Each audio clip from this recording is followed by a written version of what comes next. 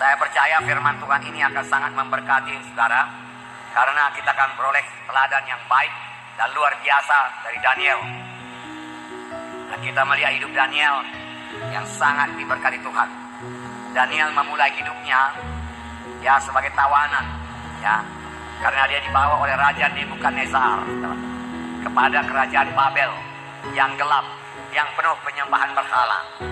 Maksud daripada Nebukadnezar yaitu mendidik Daniel dengan ilmu kerajaan Babel, saudaraku, supaya bisa membantu dalam pemerintahan kerajaan Babel, saudaraku.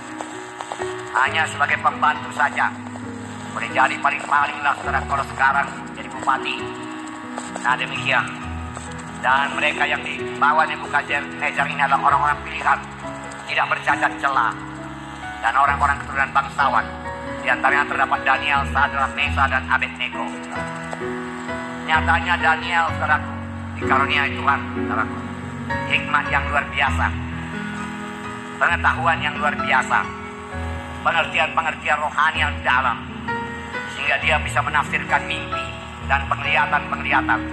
Sehingga Raja Nebukadnezar, lalu kemudian Raja Belsasar, kemudian Raja Darius tetap memberikan kedudukan yang paling tinggi kepada Daniel, karena dia seorang tokoh yang sangat dibutuhkan dalam pemerintahan kerajaan yang tidak mengenal Tuhan, saudara.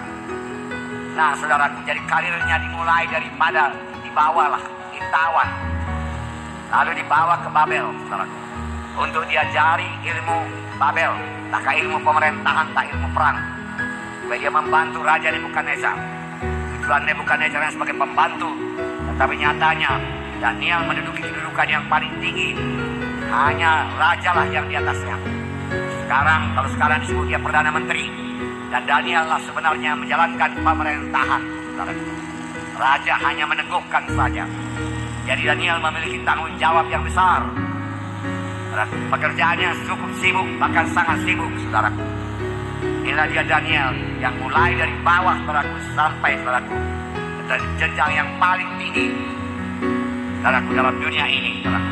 Semua ini adalah karena anugerah dan pertolongan Tuhan pada Daniel, melebihi kesanggupan manusia. Itulah berkat Tuhan, diberikan Tuhan kepada Daniel. Mengapa diberikan Tuhan kepada Daniel, saudaraku? Saudaraku, sehingga Daniel mencapai sukses yang sangat luar biasa, berhasil yang luar biasa. Tidak ada kurang pada Daniel, bahkan tidak ada cacat dalam hidup Daniel, saudaraku. Tidak ada. Dia tidak pernah mundur daripada jalan Tuhan, tidak pernah, saudaraku. Tidak pernah mengeluh, saudaraku. Bahkan ketika 120 orang pembesar yang lain dalam kerajaan Darius mencoba mendakwa Daniel untuk kesalahannya, satu kesalahan pun tidak dapati mereka. Karena Daniel hidup tulus, hidup setia kepada raja, dan menjalankan segala hukum-hukum kerajaan Media Persia. Saudaraku yang kasih dalam nama Yesus, bagaimanakah jalannya? Dia mencapai sukses yang luar biasa, kedudukan yang luar biasa tersebut. Biarlah kita pelajari, karena Tuhan Yesus tidak berubah. Apa yang dia berikannya kepada anak-anaknya setia kepadanya, yang hidup kudus pada zaman dahulu, Tuhan akan memberikannya juga, mengenapkannya bagi anak-anaknya yang juga hidup menyangkal diri kudus dan hidup setia kepada Tuhan, menolak semua dosa dan pencobaan-pencobaan. Saudaraku yang kasih dalam nama Yesus, biar kita juga memiliki gaya hidup Daniel. Pertama, gaya hidupnya Daniel dan kawan-kawannya memutuskan untuk hidup menyangkal diri. Daniel dan kawan-kawannya memutuskan untuk hidup menyangkal diri. Mereka dibawa kepada kerajaan Babel, kerajaan gelap. Saudaraku, di mana banyak berlajak-lajak, tabiat daging, duniawi ada di situ semua, saudaraku.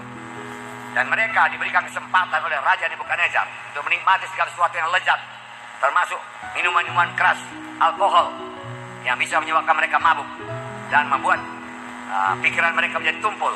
Namun mereka menetapkan hati untuk tidak hidup menurut gaya hidup kerajaan Babel. Mereka tetap hidup menurut gaya hidup anak-anak Tuhan. Amin. Saya bacakan Daniel pasal 1, buka Alkitab saudara. Daniel pasal 1, ayat 8 sampai 15.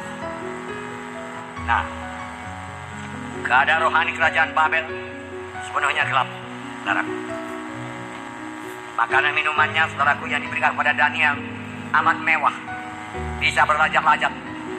Karena itu juga makanan yang diberikan kepada raja, dan makanannya sangat berlimpah-limpah, berlebih-lebihan. Daniel menolak dengan halus, dengan berhikmat, saudaraku. Setelah Daniel menetapkan hati untuk menyangkal diri dan mau hidup seturut dengan standar moral anak Tuhan, dia tidak mengikuti standar moral duniawi. Dia tidak berkata, apa boleh buat, aku sudah berada dalam kerajaan Babel. Kalau ku tolak makanan ini, bisa-bisa aku dihukum, bisa-bisa aku dibunuh. Kalau ku tolak makanan ini, bisa marah ini pegawai istana ini yang disuruh Raja Nebukadnezar untuk menjaga makananku, minumanku tidak ada yang kurang, bahkan berlebih-lebihkan, bermewah-mewah. Saudaraku, Daniel berada di luasan hati daripada Tuhan. Dia katakan, berikanlah kami makan sayur-sayuran saja, makanan sederhana. Itu yang biasa kami makan di negeri kami. Daniel memiliki iman. Adakanlah pencobaan kepada kami 10 hari lamanya. 10 hari nanti dialah sendiri, kami akan makan sayur-sayuran dan air saja. Kemudian bandingkanlah perawakan kami dengan perawakan semua orang yang makan daripada ayapan raja. Diadakan percobaan 10 hari. Sudah 10 hari kelihatan perawakan daripada Daniel, Sadrak, Mesakh, Abednego lebih baik, lebih kuat, saudaraku, daripada anak-anak muda yang lain, saudaraku, yang makan daripada santapan raja. Inilah berkat penyangkalan diri. Inilah berkat menolak dosa. Menolak dosa bukan membuat kita menjadi terikat, tetapi menolak dosa, saudaraku, bukan membuat kita menjadi terkungkung, tidak bisa kemana-mana.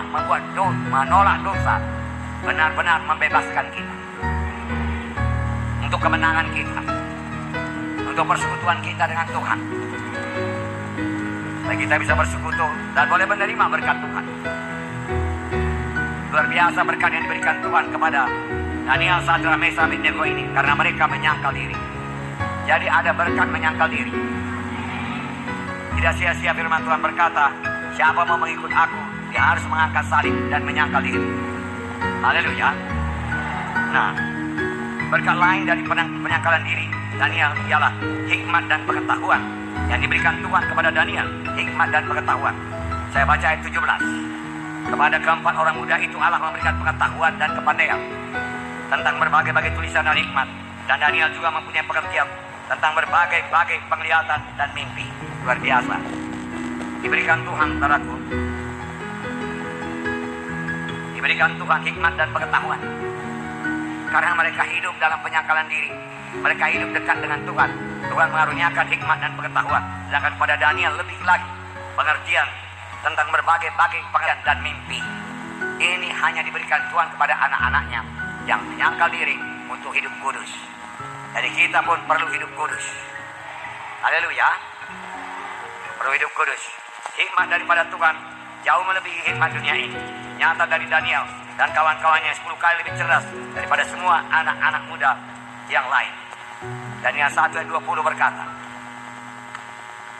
dalam tiap-tiap hal yang memerlukan kebijaksanaan dan pengertian yang ditanyakan raja kepada mereka, didapatinya bahwa mereka 10 kali lebih cerdas daripada semua orang berilmu dan semua ahli jampi seluruh kerajaan. Nah, perhatikan hidup saudara. Harus hidup dalam penyangkalan diri. Artinya tidak mengikuti kehendak daging. Bahkan dengan Roh Kudus kita mematikan kehendak daging, maka kita akan menang hidup kudus. Jangan menuruti kehendak daging, melampiaskan kehendak daging. Saudaraku, baik dalam soal kemalasan, jangan lampiaskan kehendak daging dengan bermalas-malas. Baik dalam soal makanan, seperti Daniel ini menolak makanan-makanan yang merugikan tubuhnya. Dia tolak semua. Dia mau tubuhnya sehat. Saudaraku, tubuhnya sehat. Jangan serupa dengan dunia ini dalam cara berkata-kata. Saudara, cara hidup saudara, gaya hidup saudara, cara pakaian saudara, cara hidup saudara tidak sama dengan dunia ini, saudara. Saudara, ada gaya hidup dunia, ada gaya hidup anak-anak Tuhan, tidak sama. Seperti siang dengan malam bedanya. Kita sudah dipanggil Tuhan untuk hidup kudus, saudara. Ini berarti kita harus mentaati Tuhan, menyembah Tuhan, dan memuliakan Tuhan dalam hidup kita. Kita harus menjaga hidup kita supaya seluruh hidup kita ini mempermuliakan Tuhan. Dilihat oleh orang dunia ini kita menjadi terang. Dan hidup kita mempermuliakan Tuhan. Untuk itu kita harus berusaha membenci kejahatan. Bencilah kejahatan. Kemudian melayani Tuhan. Dan menjadi saksi terang buat Tuhan, dan berbuah bagi Tuhan. Amin, saudaraku. Amin.